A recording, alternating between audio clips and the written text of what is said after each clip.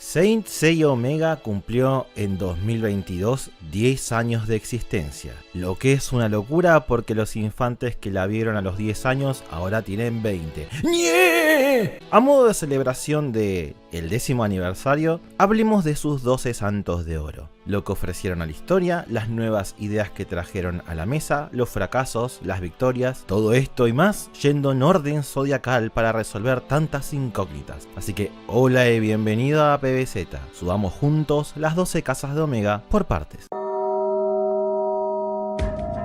El primero en nuestra lista es Kiki, y por Dios, ¿no es acaso fantástico que Kiki sea Aries? El personaje realmente se lo ganó. No solo es el pupilo de Mu, sino que puso su vida en la línea desde muy pequeño a lo largo de la historia original. En Omega, Kiki increíblemente no es simplemente Mu 2, sino que su personaje gira en torno a los legados, algo lógico considerando que es parte del cast original, pero la serie deja claro que sus experiencias y las de aquellos que lo rodean le permitieron forjar una convicción sobre qué es un santo y cómo los Cloth conectan a todas las generaciones de guerreros de Atena. A lo largo de la serie vemos cuestiones bastante interesantes, desde la expansión de lo que sabemos de las armaduras, como de dónde sale el polvo de estrellas con las que se lo repara, incluso sus habilidades de reparador de armadura le permiten leer dichos Cloth, es decir, puede ver los pequeños daños que tienen, imperceptibles a los ojos del resto, y con eso puede hacer una lectura general de los diferentes portadores, desde su actitud hasta su habilidad en combate, y a pesar de tener las técnicas de su maestro, cuando pelea tiende a buscar los puntos débiles de los Chronotector para evitar problemas y básicamente one-shotearlos con un dedo. Incluso lean un pequeño arco de un capítulo donde no se sienta a la altura de Mu por razones obvias y la frustración que siente al no poder ayudar en el combate, pero a lo largo de este capítulo aprende que dando todo lo que tiene es más que suficiente y que su lugar es tan importante reparando armaduras en medio de la batalla como el rol que cumplen aquellos que están en la primera fila del combate. Por eso Kiki, por lo menos a mis ojos, es un gran santo dorado.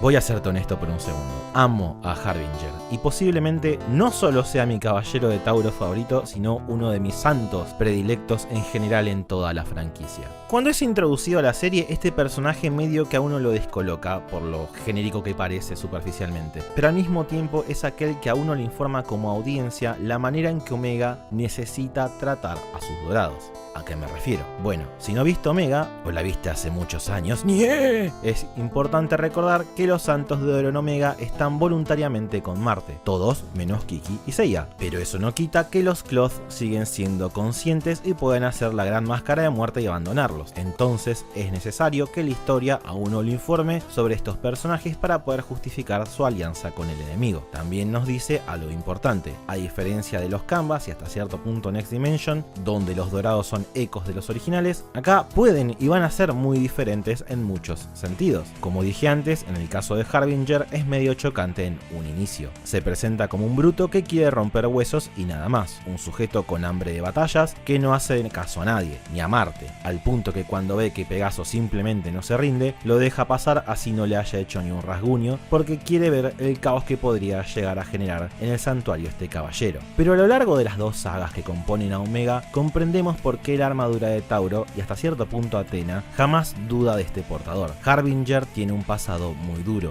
ha vivido la opresión donde el más débil muere y el más fuerte vive, mundo que a sus ojos los dioses abandonaron o en el mejor de los casos hicieron un pésimo trabajo ayudando. Es un hombre que ha perdido la fe en todo menos en la fuerza para poder sobrevivir. Pero durante la construcción del tramo final que lo lleva a su combate contra Titan, vemos los verdaderos colores del personaje. Podemos atestiguar su frustración de ver cómo los dioses son capaces de matar seres inferiores así nomás por el simple hecho de que son imperfectos. Aprendemos que es un santo que se hizo desde abajo, forjado por las peores injusticias del mundo, y en lugar de volverse malvado o rebelarse contra Atena hasta el final, usa su poder para ser el protector de los débiles que jamás podrían defenderse, y lo adoro por eso. El tipo, incluso habiendo obtenido un respeto por Atena a lo largo del conflicto contra Palas, le sigue diciendo las cosas de frente. Es muy diferente a tu tradicional santo dorado. Es más como un Seiya en el principio de la historia, que era más irreverente, más directo. Por esto y mucho más, este para mí no solo es un buen santo Omega, sino que a mis ojos es el mejor Tauro.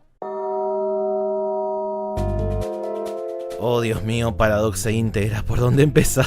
Primero y antes que nada, deberían haber utilizado el supuesto diseño original porque el que quedó en la serie es pésimo. Fuera de eso, me encanta que Géminis sea mujer, pero en base a eso utilizan los peores tropos para la pobre Paradox. Su única característica, además de tener dos personalidades porque Géminis, es que está enamorada de Shiryu, a quien admira mucho, al punto que puede hacer su técnica pero con un dragón que por supuesto que es rosa porque es Japón. Y de las infinitas posibilidades que había en la mesa, fueron por el arquetipo de la tóxica enamorada que resiente a Shunrei por quedarse con Shiryu y que tiene las interacciones más perturbadoras e incómodas que se te puedan imaginar con el hijo del dragón. Terrible pedófila la Santo de Oro de Géminis, Dios mío, ¿qué estabas pensando, Toei? El único elemento realmente destacable e interesante de Paradox es que tiene la habilidad de leer las estrellas, a tal punto que puede ver múltiples divergencias del destino a partir de posibles decisiones que se tomen. Entonces, a lo largo de toda su vida va eligiendo en función de lo que la mantenga viva, sin ninguna maldad en particular,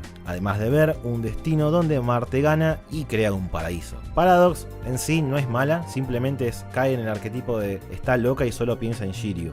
Excelente manera de desperdiciar el primer caballero de oro mujer en la historia de la franquicia, señores. Buen trabajo, lo arruinaron todo. Al final de la serie la derrotan y termina en cabo su unión, porque ya sabemos a dónde va esto. En un golpe de nula inspiración durante la segunda temporada de Omega, Paradox se une al enemigo para sobrevivir y por el resentimiento que tiene por su hermana íntegra, que al igual que ella, a pesar de jamás haber sido mencionada hasta ahora, ni haber sido referenciada un poquitito en su flashback, es el verdadero santo de Géminis y la resiente porque ahora resulta que Íntegra es el verdadero caballero de Géminis. Ahora, si es así, ¿qué Paradox le robó la armadura, no? Porque a pesar de todo, Íntegra no fue a luchar a las 12 casas o algo.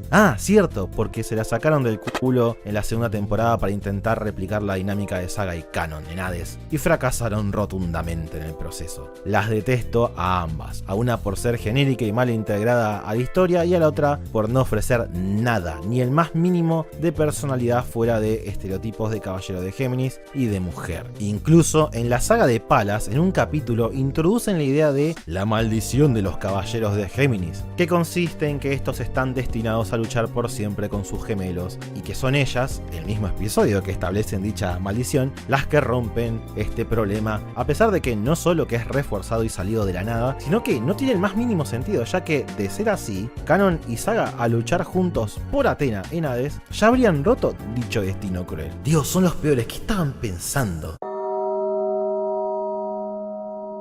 El caballero de cáncer, Schiller, gran concepto en su diseño e ideas interesantes de él, pero Dios, tantos peros. El personaje en términos de su función en la historia está estrictamente diseñado para ser la contraparte perfecta de Yuna de Águila. Ambos tienen una relación muy cercana a la muerte, como aquello que los forjó de chicos al haber perdido todo en los horrores de la guerra. Su supervivencia a partir de la muerte de otros le dieron la filosofía de que es necesario ser fuerte para sobrevivir y además le dio un rasgo muy interesante que tal vez haga que no sea tan clon de Harbinger. A pesar de ser el santo de cáncer, odia la muerte, vive escapando de ella. Básicamente, inicia su camino como un caballero al enterarse que algunos de los guardianes de Athena conocen varios métodos para vivir por cientos de años, haciendo un buen guiño a Doko y a Shion sin siquiera mencionarlo. Este caballero decide apoyar a Marte para conseguir la vida eterna que el dios le promete que va a poder alcanzar. Su contraste con Yuna está en que la santa no huye de ese pasado tan trágico y así la muerte le quitó todo, no deja de ser una experiencia valiosa que la forjó en la persona que es ahora. Si bien en teoría la idea es espectacular, en la ejecución se quedó súper corto todo el asunto. El poco tiempo que pasamos enfocándonos en cáncer, sumado al posiblemente peor combate en estas 12 casas, hacen que tan buenas ideas se vean opacadas o cortadas antes de tiempo, dando como resultado que el que podría haber sido el caballero de cáncer más genial de todos, quede como alguien que se siente más como un relleno, una molestia que no se termina más y vos decís, bueno, Gile, basta, quiero ver algo interesante, la puta que te parió, y no da, y es muy triste. Para el colmo, el santo es derrotado de una forma bastante anticlimática, se termina cayendo en un volcán en el campo de batalla. Se entiende que la idea es para que la escala de poder con Yuna no se rompa con los otros dorados, pero igual, man,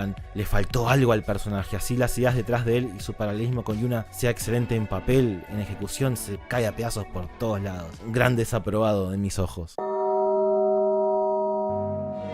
Micenas es genial, su introducción fue perfectamente dirigida, mostrando la abismal diferencia entre un bronce y un dorado al inicio de la historia. Este caballero se presenta no solo como el mentor de Eden, sino como uno de los santos más nobles y gran amigo de Marte desde antes que le declarara la guerra a los dioses. El personaje conoce el dolor y la causa de su amigo y cree en el paraíso para los humanos que desean crear. Es un santo que, aunque no cree en Atena propiamente dicho, en el fondo de su corazón cree que está haciendo lo mejor para la humanidad. Es a partir de lo conmovido que queda por la determinación de Haruto y Soma que los deja pasar, y al igual que Den, al ver en el monstruo que se ha vuelto su mejor amigo, se rebeló contra Marte al haber este enemigo perdido su sentido de la justicia en la búsqueda de sus objetivos. El personaje muere tratando de eliminar a Medea, la mujer que corrompió al dios de la guerra, y en definitiva la verdadera fuente del mal detrás de esta historia. Micenas es un personaje simple, e incluso aunque rompe con la estética Billonen tan característica de los dorados en la franquicia, en su simpleza posiblemente sea el que acarrea con él la esencia más pura de lo que hace un caballero dorado en el manga clásico, mientras en el proceso enriquece la historia, fortaleciendo el arco de Eden e informando a la audiencia del aspecto trágico detrás del trasfondo de Marte.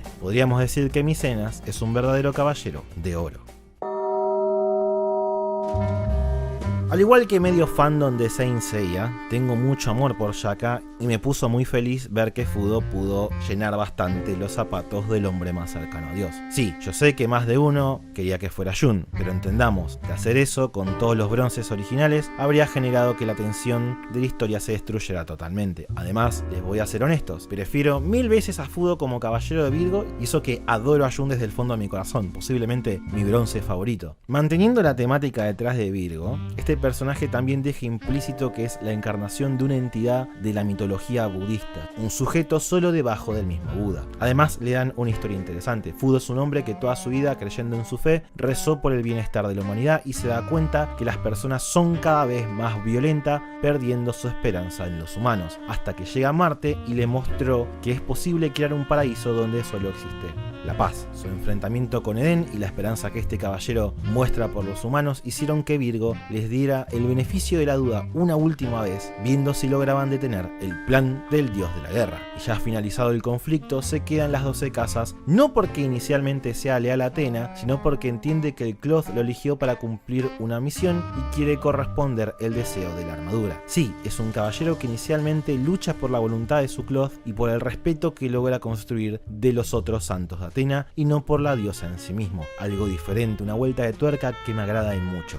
Es a lo largo de la batalla contra Palas que atestigua el noble corazón de Saori y jura legítimamente lealtad ante ella, siendo alguien que finalmente deja de ser un observador de la búsqueda de la redención de los humanos para pasar a ser un miembro activo dentro de este proceso, entrando en combate al punto que está dispuesto a dejar su vida en una exclamación de Atena junto a Shiryu y Kiki. Además, seamos honestos, tiene un diseño muy bueno.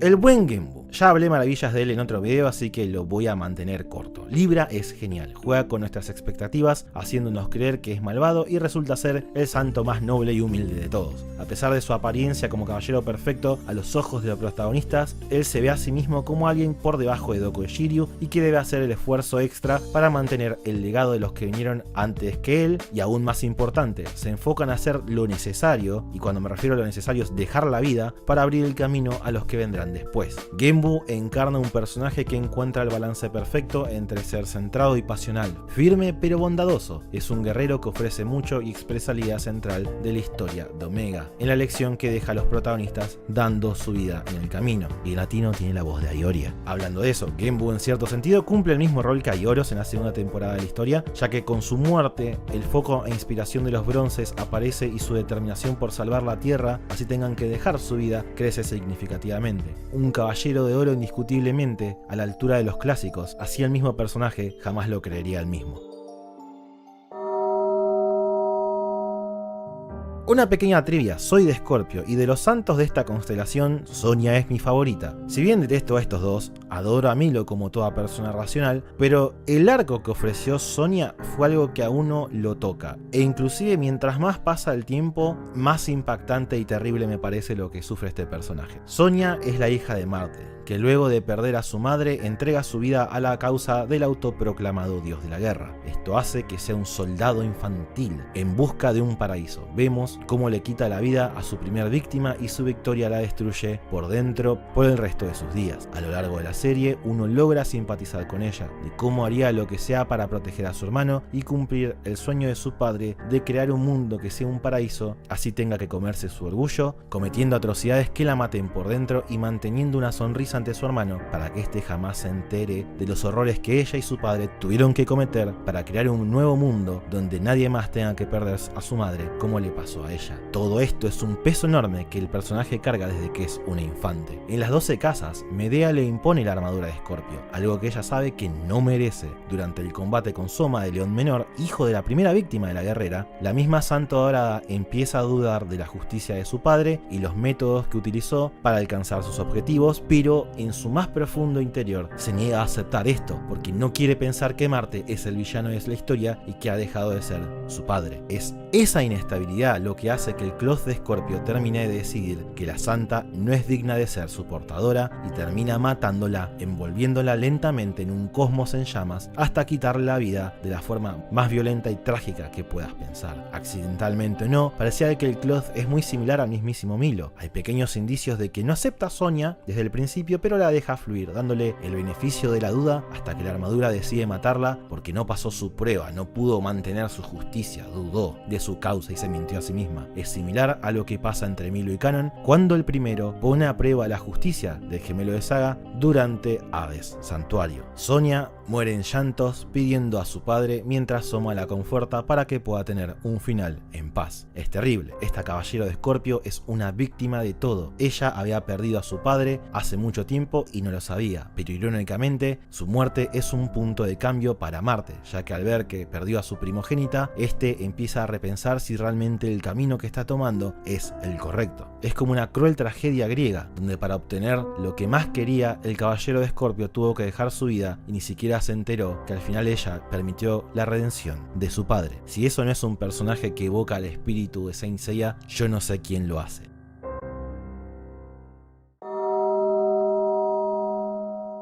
Aguante Seiya con Toru Furuya. Para hablar de Seiya de Omega es importante entender que cumple roles muy diferentes en ambas temporadas en función a lo que se necesita en la trama. En la primera parte el primer Pegaso está desaparecido y a lo largo de la serie junto a Koga vamos aprendiendo cómo el resto de los personajes admiran a Seiya. Sirve como un rol a seguir para los protagonistas, además de un gran peso para el nuevo Pegaso que debe llenar sus zapatos, y además nos presenta con un misterio. ¿Qué pasó con Seiya? ¿Cómo fue que lo salvó de Marte en un par de capítulos? Cosas que hacen que uno dentro de todo quiera seguir viendo los episodios. Sé que es frustrante para muchos que los personajes originales no participen en la trama de la primera temporada, pero fue un mal necesario para que no opaquen a la nueva generación y los pudieran establecer como entidades independientes para así en Palas poder compartir pantalla mano a mano entre ambas generaciones. En la segunda historia, Seiya junto al resto de los caballeros originales pueden ser personajes plenos, con participación en el combate. El nuevo caballero de Sagitario puntualmente sufre del conflicto de que no pudo matar a Palas cuando estaba débil, pudiendo haber evitado la guerra porque, bueno, es una niña y Seiya no tiene el valor para matar a una niña, y por ello la culpa lo mata por dentro hasta que finalmente, luego de cruzar sus puños con Titán, recuerda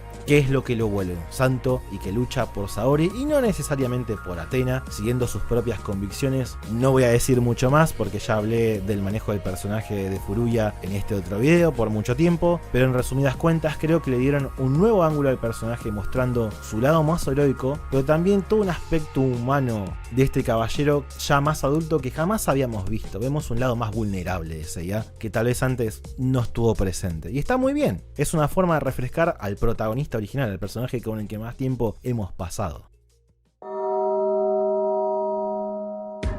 Ionia de Capricornio es un personaje que me extraña que no se hable más entre los fans porque la verdad es una cosa fascinante. Este es un personaje no solo que rompe con el arquetipo de que un portador de un cloth solo puede ser un joven, sino que suma elementos muy originales a Saint Seiya y su mitología. Ionia es un caballero que, al igual que Xion, logró extender su vida gracias al control del cosmos, siendo uno de los santos más fieles a la diosa. Pero, luego de haberse retirado de las batallas y seguir sirviendo en el santuario, su edad se extendió tanto que vio 3 encarnaciones de Atena morir. Sí, Ionia conoció a 3 diosas de la guerra y las vio fallecer en distintas guerras santas. Ver cómo el destino de esta mujer es siempre una muerte trágica para proteger a la humanidad llevó a este hombre a que empiece a entrenar caballeros más fuertes, pero por sus métodos extremos es encerrado en una torre como castigo, siendo Saori quien lo libera al enterarse de su existencia. Ionia es interesante porque se une a Marte, no engañado, sino posiblemente por ser tan fiel a Saori. Cansado de verla sufrir, decide ayudar a la creación de un nuevo paraíso sin dioses para que ella, luego de sufrir una última vez, pueda finalmente ser libre de este ciclo vicioso de protección, guerra y muerte. Es un santo diferente y el personaje realmente, por lo menos en mi caso, me dio un poco de lástima porque hasta el final su corazón y causa son nobles. Es interesante ver cómo hasta el mejor de los caballeros se le rompe el corazón y estaría dispuesto a hacer lo imposible para no ver más a la diosa como parte de este cruel destino interminable, nuevamente perfectamente alineado con el espíritu de la historia original. Así que aguante Ionia, el caballero que traicionó a Atena con la intención tan noble de salvarla.